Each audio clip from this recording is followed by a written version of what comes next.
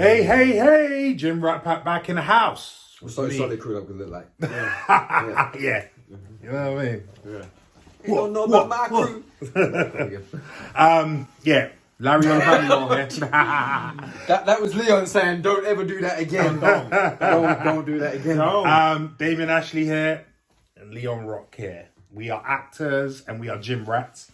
And we bring our perspective to you of the movie, well, of the entertainment world, specifically movie and TV. Specifically, yeah. Specifically.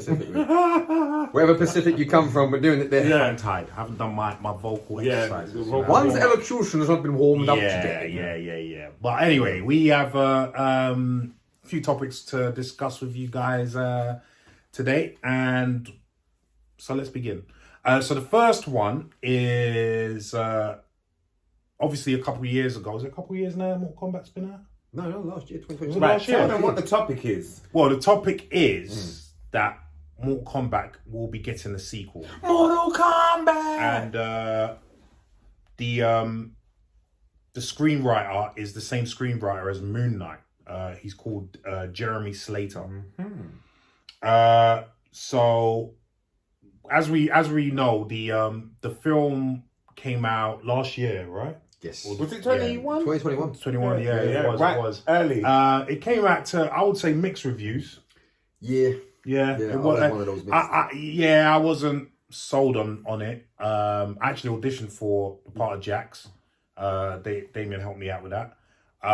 Didn't get it, obviously. because I didn't help you. Yeah. It takes both of us. Yeah, Work as a team. Yeah, work as a team. Gym rat back in the house. Yeah.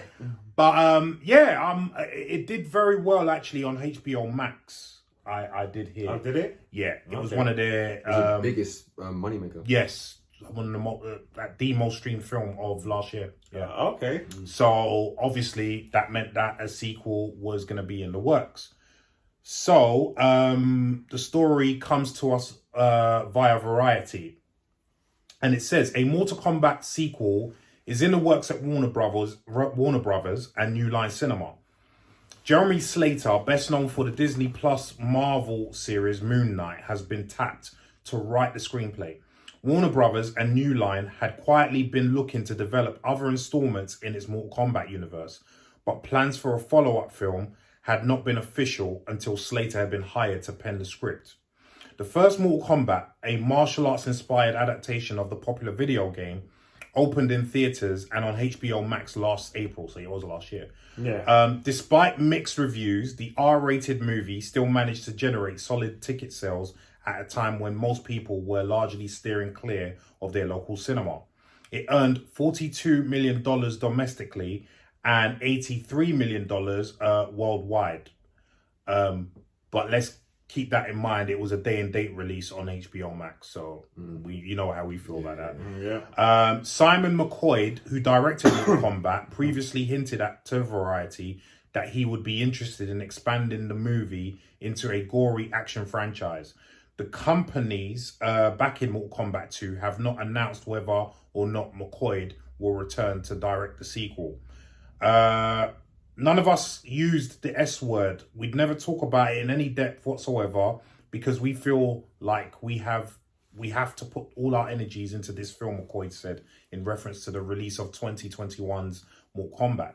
That being said, if the fans want another one, that's not for us to decide. That's for the fans to decide. Then we need a couple of joiner pieces that we know can lead us somewhere because there's a treasure trove of stuff that's just sitting there. Plot details as well as returning and newly cast actors have not been finalised. The first film featured Louis Tan, Jessica McNamee, Josh Lawson, Tendan Obu Asano. Is that Jax?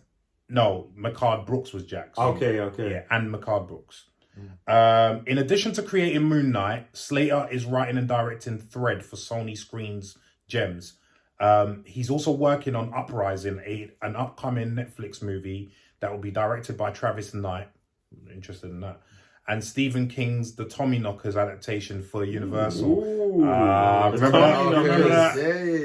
Yeah. On the TV side, Slater developed the Umbrella Academy. I really want to see You that. still ain't seen that? Still ain't seen You're it. doing the Damien? Yeah, I heard good things. Listen, for great. Netflix and created and served as co-showrunner on The Exorcist on Fox. Yeah. See, them Exorcists never did it for me. Just saying. What The film, the film. The film. The first one was the third one. I love the third one. I actually like I don't remember the third one. Charles. That much it. It's actually the actor is brilliant. Anyway, we digress. We digress. Yes. Anyway. So let me Mortal come to Kombat. you first, Leon. Did you watch the first one? I did. What did you think of the film? Well, fair. I watched it because I wanted to see who took it apart. Oh, okay. Yeah. And Yeah. he shouldn't have took it apart. Well, you know. But it is what it is. It is what you know it what I is. mean? But it was okay. I think it was shot well. Mm-hmm. I think the director done himself proud with what he did. Mm-hmm. I don't think he done a bad Well, he was job. the first time First time director in terms because he did music videos and adverts. before. Yeah. So I So think he done well. I just wasn't blown away. Mm. I just wasn't blown away. I just Yeah. believe there's so much more that can be done Yeah. with, just giving it that grit, giving it that darkness. He also wrote the film, which I thought was a mistake. I didn't mind him directing the film, Yeah. but writing as a first time writer, Mortal Kombat. Yeah. Mortal Kombat is not one of those you can write on your first go. No. Like, that's not the one. I tell you who they should have got to write it, and he's a proven writer, David Goyer. Okay. Yeah, David Goyer. his sensibilities could have worked itself to Yeah, that. yeah. He's dark. He wrote the Blade film. Yeah. So Don't let him direct it because he ruined Yeah. Trinity. You ruined Trinity. The directing, McCoy could have done, Yeah. but writing, Goyer is still the man. when it yeah. comes to that So stuff. I just feel like there was I feel like it was just rushed through. It was like So then, with that being said, what's your anticipation for a sequel? I think they're gonna do a better job. You think so? I think so. Yeah. I think so. Like they've seen what they've done. They can't go backwards. And Well, look, just get the right writer in. Yeah, the film was a relative success. It wasn't. Yeah. Bearing in mind that it came in at the height of the pandemic, and People want something to watch. yeah, and it came in also with the day and date release on HBO Max. But it, as we said before, it was the most streamed film of last year on HBO Max. So for them, it did its job. Yeah, done well. And I would have streamed it. Yeah, I can't even remember how I saw it, but I saw it. I mean, I know me and Damien went to watch it in the cinema because Okay. we're huge Mortal Kombat fans, especially the first film. Damien, what are you thinking about this news? And it was interesting that they also said in that article that they were thinking before the sequel to do some other stories that connect. So maybe a story on, I don't know, maybe a Liu Kang story, maybe a, I don't know, Johnny Cage, Sonya Blade. Yeah, I mean, what do you think about all this? Honestly, I want to see a TV show instead. I think there's so much lore to Mortal Kombat which they've expanded over the game's release. Like by Mortal Kombat 11, they had so much depth to the characters that it would suit a sequel, suit a show. A show would fit so much because you can expand upon it. You can build the tournament And there's aspect so many- episode by episode. There's so many characters. So many characters, the Melinas, the Katanas, many. the Goro. You know Like, what? even Jax has he's got a daughter that he brings in at one point. Yeah, And she's a brilliant Where character. does Goro come from? Yeah, I mean, it's all those guys. I want to see all those guys, and it's like the film for me. I love the opening. The opening was brilliant. I think that what happened with that is they criminally underused both Hanzo and I always forget Sub-Zero's name, but they criminally underused the actors playing those. I think Sonado is an amazing actor, and he got criminally underused as Scorpion. Yes. In the beginning and the end, I was like, he had the best for me. He had the best scenes. Yes. The opening fight sequence and the closing fight sequence. that was for me. The opening fight sequence is the best was the bit of best the bit. film. Best bit of the film. Best bit of the film. And obviously he's fighting Joe Taslim, who we love. Love Joe Taslim. But Big Joe fans here. big Joe man. fans here. Big time, And then big time. like the closing fight sequence, I love. But in between that, like they mismatched the editing. The fight sequence in the middle. Josh Lawson was the only bit that I really gravitated towards as Kano. I didn't think that going in. But he kept me entertained. Remember, we were when the talking rest of about them that. were. Yeah. When the film was just like, he made the film entertaining. He looks a bit like the original Kano. You know the original Kano from the game? Who's got from the game, yes. Yeah, from the game. Not the Aussie guy they hired to No. actually had a bad British accent. From the game. Yeah. What? Yeah, I'm going to put a picture up. Yeah. Wait, stay still. Nah. Yeah. He looked the original Kano. Yeah. That ballad. Yeah. And I think that's something they got right. Like they got the look of the games right. They got the fatalities in there, but they lost a lot with like some of the performances. I wasn't too like. I love Louis Tan, but I don't think he was good in the film. Yeah. And remember, his character Cole wasn't. It's a new character, and I like what they did with that because it was a good way to kind of work with so many characters because you've got so many you have to kind of cater for. Yeah. How do we find an in point? And he was the in point. So okay, it was different, but. They just, for me, he wasn't strong enough in it, and that's no disrespect to him. It's not disrespect to him. When he's in Wu Assassins, he's wicked. I didn't think a lot of people. I didn't think the one who played Sonya Blade was strong enough. I didn't think. I didn't like Liu Kang. I didn't like. Have you seen that animation one? Yeah. I've not seen the Scorpion one. Now that's bad. That's good. It's bad. That's good. And when you see Sonya Blade and you see the characters, like Sonya Blade's hard in the animation. Yeah, we need to do a review on that. Yeah, because you need to watch that. You need to watch the Scorpion one. Yeah. I thought, and no disrespect to Mikael Brooks, and it's not saying I would have done better, but I didn't think his Jax was great either. But again, that's more to do with the writing than anything. Yeah, you did what you could, guys. Yeah, you know what I mean? So that's a bit reason why I'm skeptical on this as well, because the writer, bar the Moon Knight series, which you put front and centre, the stuff he's done before has not really been that critically well. Like he did the Fantastic Four that came out with Jordan, God. the Lazarus Effect, which I read wasn't very great, the Exorcist series. All I need to hear is Fantastic Four, and I'm out. And that just took me out of the fact that he's written Moon Knight, which we haven't even seen, so we can't even say. Well, you know what? It could be his best piece of work. And also, like sometimes it's good writing, but the way it's directed doesn't fulfill the. That's writing. true as well. So I haven't seen the Fantastic Four. I didn't want to see it after I heard about it, so I don't know what his writing style is like, and it could be the directional. You don't want to see it. But that doesn't give me a lot of faith. You can watch it when you're an old man. You can watch House Party first. I mean, me personally, I think that I will watch the sequel to Mortal Kombat, of course. But you're not holding your breath. I'm not. I'm not. I wasn't. We will watch it. I have to say, I was slightly disappointed, as Damien will tell you, with the first one. I didn't. And as much as the first film from the 90s, as much as it hasn't aged well, I actually preferred that film to this one that they made. Robin Shaw being up Shang Tsung and So I would, if they do it again, I don't mind Simon McCoy directing, but I'm glad he won't be writing it again. Let's see what this guy Jeremy Slater can come up with. I would have loved David Goyer to take a stab at this. You know who could have made millions from Mortal Kombat? Who's that? Jean-Claude Van Damme. Yeah, well, Cage is based on him. Yeah, he didn't want to be associated with it because it was like too dark, and you know at the time. Bison. Then he done Street Fighter. Like, are you stupid? Honestly. Like, Mortal Kombat's been going forever. Can you imagine if he signed off on a little bit of royalties? Oh man, listen, but. Hey, you live and you learn. You live and you learn. Yeah, man. We still watch Kickboxer. And we love it. Bloodsport. Anyway, guys, let us know what you think about this news, about the sequel of Mortal Kombat coming up. Did you like the first one? Does it make you really anticipate the second one, or not at all?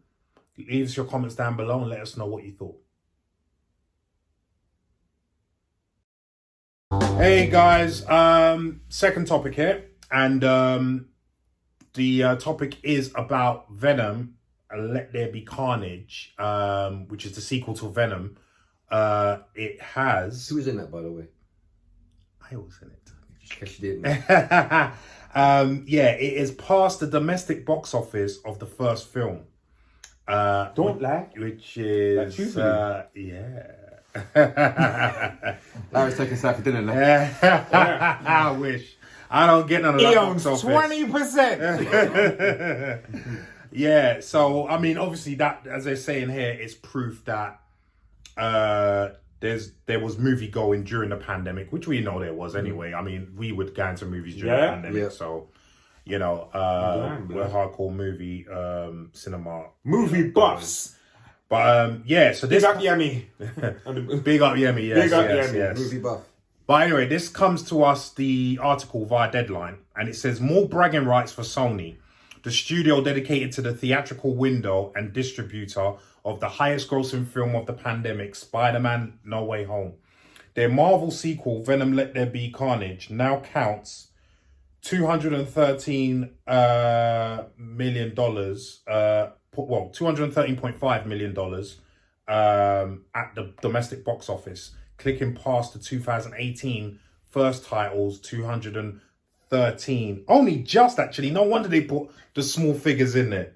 Oh, Only just. But it's two. So I have to read the exact figures out now. Okay. So it says, Let There Be Carnage made 213.517 million. 0.517. And Venom, the first one, the 2018 one, made 213,515. Is that £200 or $200? Is that a difference? Or 2,000. I'm not sure. One of them two. But anyway.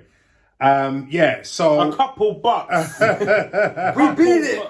By a few tickets. But anyway, it says... That was us. Venom Let There Be Carnage opened over the October 1st to 3rd 2021 weekend and made $19 million, for which for a minute was the highest domestic opening during the pandemic, before Spider-Man No Way Home pushed it to second for the COVID era with 260.1 mil.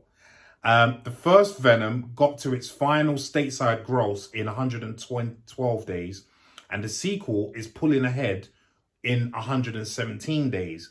Not too shabby by pandemic standards.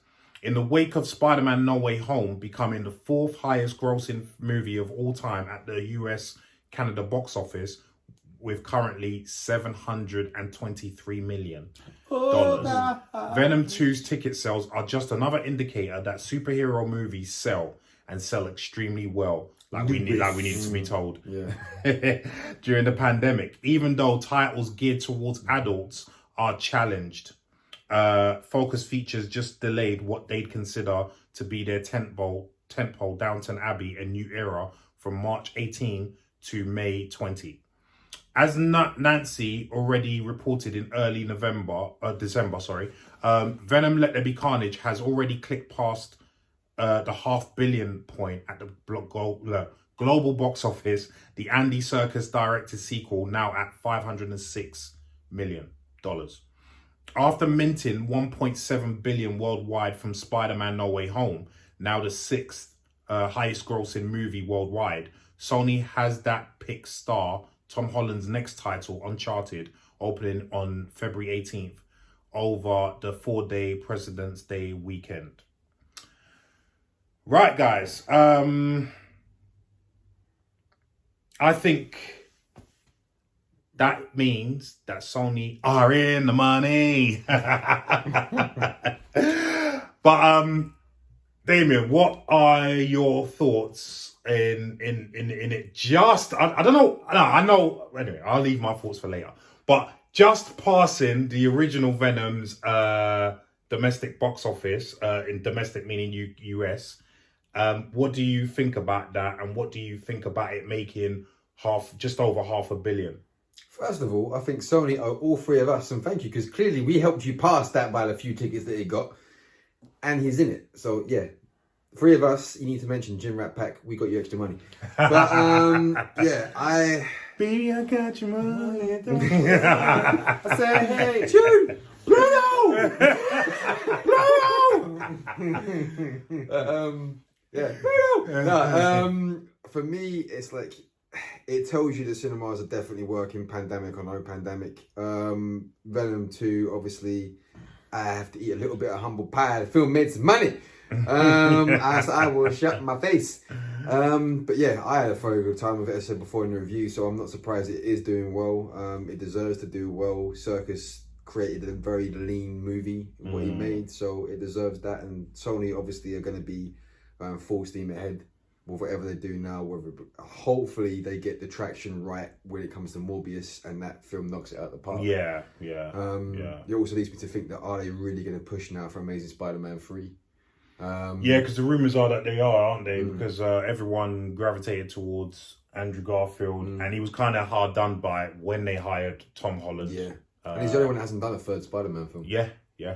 So give him a Give him the third one. Give him a third one. And get Venom in that movie. I think what I might do as well. I think they might bring him into that as opposed to the Tom Holland universe, because they might enable him to do a darker spin on it. That's interesting. Because where Marvel will be tied into keeping Spider-Man light. I mean, I think the darkest they could go was No Way Home. I think Garfield, they might allow it to go a little bit 15 darker. because we've got the 12 family-friendly one over here. Yeah, that could work actually. And do this. That could work. I'll be game for that.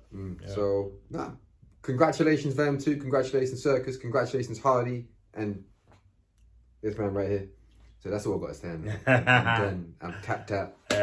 Leon, so what do you make of Venom 2, Let There Be Carnage, passing the domestic box office for the original Venom and making $1 billion, just over $500 million, at the box office? Thanks for that. That's a long ass. You know what I mean? Like I weren't sitting Over there. to you, Leon, Like, after I read the Bible, and then we go. after I do my sermon, you know what I mean? Over to you. Like I'm there, like ready to.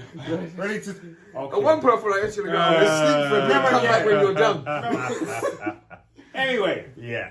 I think that it should have passed it. In all seriousness, I think it should have passed it by more, and the reason being because Venom was not a big name the first time it come out. I mean, it's big, but not to obviously the people that don't know Venom. You know, your grandma don't know Venom, but your grandma knows Spider-Man. Yeah, you know what I mean. So it should have passed it, but it just goes to show that they're very consistent and they've got the right formula. Yeah. And they just won't stop using the formula until the formula no longer works. So, like you said, baby, I got your money. Like, that's it. That's it, man. So, I mean, Lewis don't know what he's talking about. Look, what's his name? Lewis Chilton. Lewis Chilton of the Independent. Yeah? Yeah, anyway. But my thoughts on it is... wait, Leon, give him a good, lead in first. Yeah, so Larry. So, what are your thoughts and feelings, and if you can articulate a special kind of buzz that you got when you found out this information, and the 0.5s. Does it feel full of aspiration? And are you relieved that it's doing this? Well, how do you feel inside emotionally? Are you connected to it? In a second, we'll get back to Larry. Here's the news. Well, my fellow movie-going chums. Chums, dog food? Tim Nice But Dim, listen, this validates what I always said about Venom 2. That if it wasn't in a pandemic, it would have made $1 billion. This is a movie that didn't open in China, opened in a pandemic, and still crossed $500 million.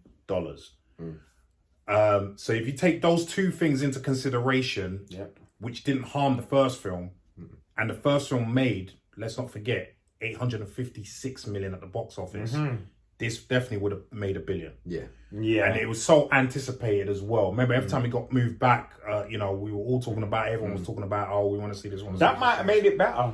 It might have. It might have built the anticipation even harder. Do you know what I mean? Where's this film? But I mean, for me, and I think we've had this discussion before, it does prove that there was more movie going during the pandemic, but only for certain movies. Yeah. Because remember, people tried, and you almost fell into that trap of thinking, cinema is back. No, only for certain movies it's back. Do you know what I mean? And this, you know, and as the article says, it shows the strength of these superhero movies. Like, this is why I get very annoyed when people, especially people in the industry that should know better, like a Martin Scorsese, like Ridley Scott, you know, really bash them. Because, you know, I don't expect everyone to like comic book movies. You know, of course not. But to turn around and bash them the way these guys are bashing them, saying they're not cinema, they're cheap ride, you know, roller coaster rides and this and that, it does them no favors. It really doesn't. And as we've said before on this show, they need to remember that the only reason right now that they're allowed to make their films is because of these superhero films are making so much money for the They're studios. just breaking you off a bit of bread. Right. You know what I mean? Here's a crumb. Make Make your film. make your film. You know, that's not gonna make a quarter of what these films are making. Do you see what I'm saying? Pocket so change. yeah, man. I mean, it's ridiculous when I hear them bashing it. And again, I'm not. For instance, I use this with my missus the other day as an example. I'm not, and I haven't seen any of those films. What's it called? A Harry Potter fan. I'm also not a Lord of the Rings fan.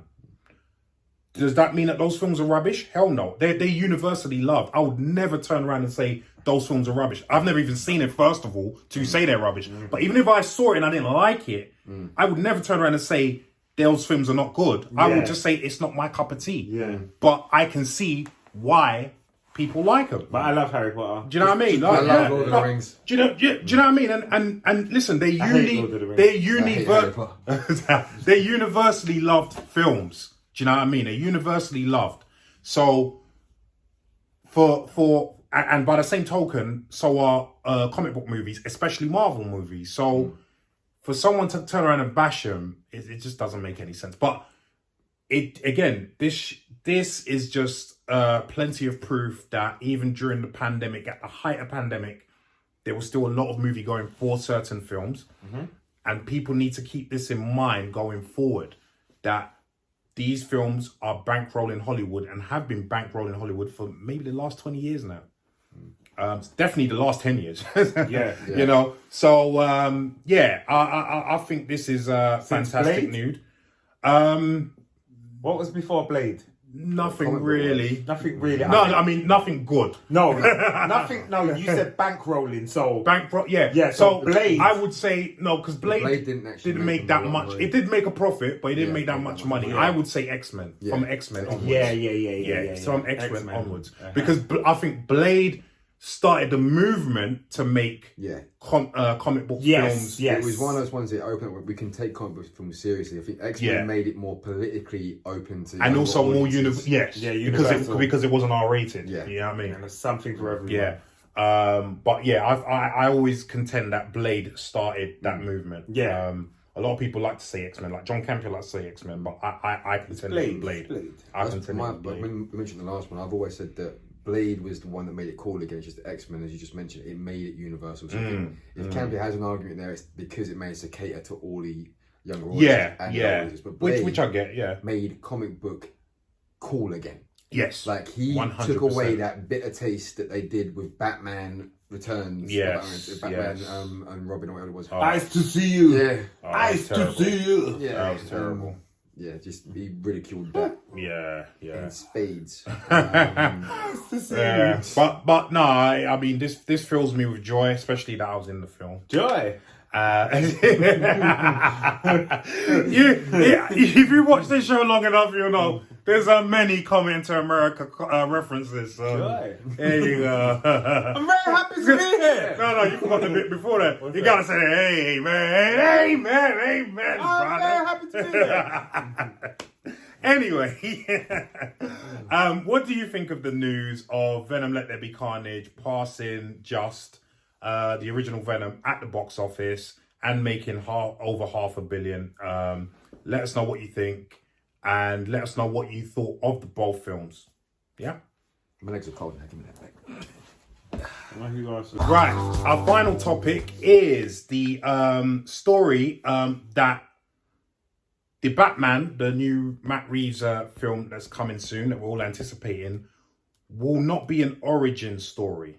And this is confirmed by Matt Reeves. So can you explain to people that don't know what that means? What does that mean? So basically, when they say origin, they want that shows you how the character came to be. So what normally happens in, let's be specific to Batman, what normally happens in any film that starts the franchise of a Batman movie, they will always show how the impetus in him becoming Batman, the drive, yeah, the motivation, which was, it's his parents dying as a child. Yeah. So it's been done to death. Even people who don't follow Batman know that his parents died and that precipitated him becoming Batman. Right. So I agree 100% that this doesn't need to be done. Allow it. But anyway, this comes to us via Collider, and it says, director Matt Reeves discussed with Esquire yesterday how his upcoming film, The Batman, will not include the iconic origin story for the Caped Crusader.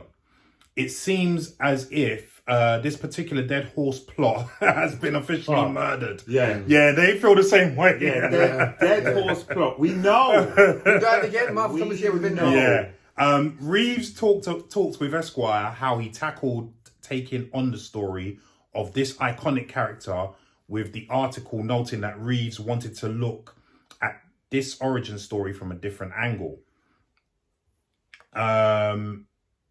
Reeves instead seemed to have looked at other comics and stories from Batman, including Batman Year One by writer Frank Miller, which is really good, showing a young Bruce Wayne figuring out how to become the hero fans know today. This, alongside other influences, including Hollywood films from the 1970s, such as the French Connection, Chinatown, and Taxi Driver, gave Reeves his idea of how to tackle the story he wanted to tell without retreading old ground. This idea should definitely be a welcome one to fans as the original story of Batman has been done to death.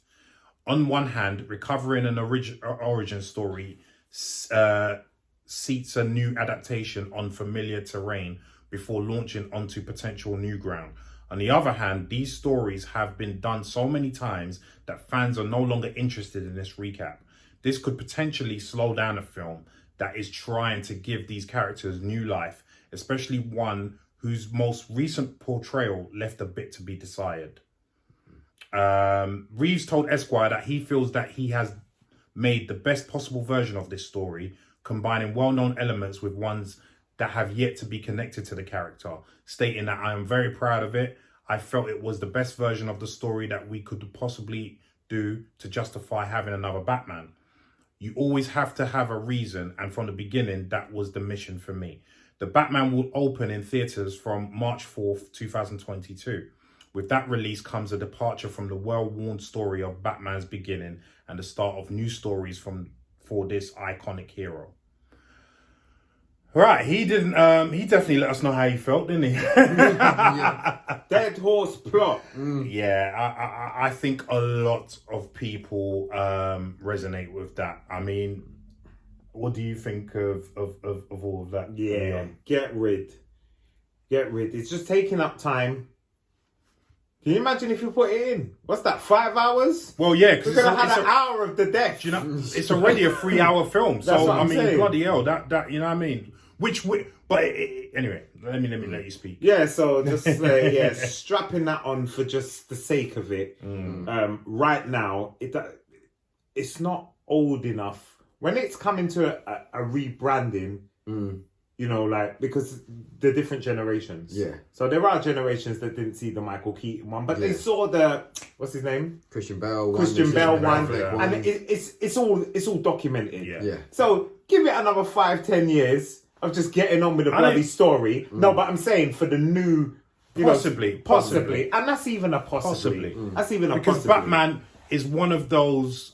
Before I'll take it to you, Batman is one of those iconic superheroes, like Superman, like Wonder Woman, like Spider-Man. I think right now, like, Batman is a lot more popular than Superman. Yeah, quite possibly. When we were children, it was like, I'll be Superman. Quite possibly. But right now, I'd prefer to be Batman. Quite possibly. Do you know what I mean? Quite possibly. And because of that, even as I said before, even people who are not versed in comic books, who are not even fans of Batman, know the origin story. Now, I hear what you're saying. Maybe in 20 years, when there's a new 20 audience, years, cool. Do an origin story. But then I would like to see what they did with the Joker. Well, it was easier with the Joker because obviously the whole point of the Joker was he doesn't have an origin. Like it can be told in so many different ways because he doesn't really have one. Batman, while he does, you can have a different spin on it, do different things with it. But anyway, yeah. So I'm just glad it's over. Yeah, cool. Dead horse. Damien, what are you thinking about all this? It intrigues me of what's going to be in 3 hours. That's the thing that intrigues me. Yeah. I'm excited. That we're going to pay our money and get 3 hours of delight. Yeah. You're going to have to make sure you wide awake. Yeah. Yeah. Don't go to sleep. If they got a 2 p.m. showing, that's the one I want to go to. You know what I mean? Because I can't be trusted. Don't go to the toilet either. 3 hours. Hold your pee. I'm not drinking any liquid at all during making this You're going to have to movie. pee in the cup. Fast before On the slide, like. Someone give me a catheter. What'd you take it in? Here's your apple juice. I'm like, why's that guy got a drip machine with him? Don't ask. I'm here for 3 hours. Colostomy bag. Oh, jeez. I mean, it definitely excites me to see what they're going to do for 3 hours. I mean, I've read up quite a bit about what Reeves is doing with this, from where he used Nirvana. He was listening to Nirvana while writing the script. And the tune "Something's in the Way," which he used in the first trailer. He said that inspired his take on where he was going with Batman and the concept of vengeance, and the film being like this, just almost catharsis for him of 3 hours of getting that out of the way. And it's also supposed to take place during his second year of becoming Batman. Yeah. So you're not going to see him training. You're going to see him like, he's had a year of it. People kind of have heard of the Batman and know who he is, but it's like, right, what is he actually doing? Which is why he says in that trailer sequence, like, what is Bruce Wayne doing? It's that knowing look of, you don't know what I'm doing, but what I'm doing outside is what I'm doing. And that's what I'm interested to see. I mean, the Martha and the Thomas thing has been done to death. You don't need to see it anymore. I like what they did with the Ben Affleck one, even though I wasn't a huge fan of Batman vs Superman. I liked what they did showing that, but I don't need to see it again. Leon's right, I don't need to see it again for at least another 20 years. Just because I still love the Burton one, I still love the Christian Bale one. They all have a slightly nuanced take on it, but it's the same thing. They're shot outside the theatre. They walk down an alleyway, they're accosted, jewelry's taken, he views it, he cries, that's it. We've seen that. Like, we can say it paint by numbers now, what happens in that sequence, without even reading the comic book. I mean, even the Joker touched on it, didn't it? Even the Joaquin Phoenix Joker film touched on it. We didn't. Yeah. I was actually surprised they went there. Yeah, but they did. You know what I mean? They did, yeah. So I mean, I echo what you guys are saying. My thing, as you said, Damien, is if they're not touching on the origin story, which is definitely a good thing, I can't wait to see what's going to be in this 3 hours. And it's going to be action-packed. They're not going to waste time with exposition because there's too many villains to cater for. So which means, they're going to get to the nitty-gritty very quickly. I mean, there's Penguin, there's the Riddler, there's Catwoman, who is obviously we know Catwoman's story. She's an anti-hero. She's into Batman, should I say? So there's going to be a bit of back and forth there, but generally speaking, it's going to be, for my mind, wall-to-wall action, which is what I want to see. Although seeing that 2-minute sequence, it makes me feel that it's going to be slightly drawn out as well to build tension. Yeah, but I don't mind a bit of suspense. You know what I mean? That's all good. And I like if that's how it ends when they're doing it, then I'm all for it. Build it, cool. Yes. And I like Matt Reeves as a director. I like his work. So I'm I'm anticipating this with good thoughts. And sometimes, although this isn't a streamlined film, sometimes it works when you don't go into the origin too much. And even though a good example that we spoke about in last topic was Venom, Let There Be Carnage. Okay, it's a sequel, so you don't have to do an exact origin story, but they could have, glanced back to what happened and all of that. But they just got into it straight. Yeah, they could have put a bag of filler in there. Right. But they didn't. And that's why that film was 90 minutes. It was just like, Boom, boom, boom, boom, boom. was That's lean. it. It was Yeah, lean. very lean. Yeah. And, you know, a lot of people were surprised, but it ended up working. So, yeah. But, yeah, man, I echo what this guy in Collider has said. I think we all do. Yeah. It doesn't need to be done. There's a lot of origin stories that don't need to be done, actually. You know, Spider-Man doesn't need to be done. Everyone knows friggin' Spider-Man gets bitten by a radioactive spider. You know what I mean?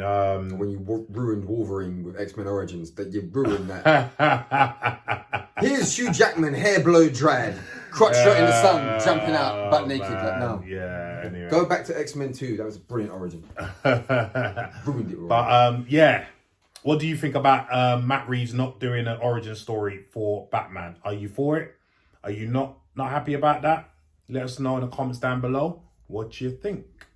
And with that being said, the show is over. So, Damien, where can people holler at you? Gymrat back Instagram. That's GYPDE. Cool. That's entertainment.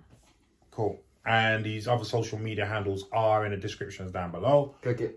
You can also holler at Leon. Look on the screen. It's here right now. Go. And yes, you can holler at me at the Gymrat Pack Instagram as well, and my other social media handles. And yeah, we will see you again real soon with another show. So from us, bye-bye.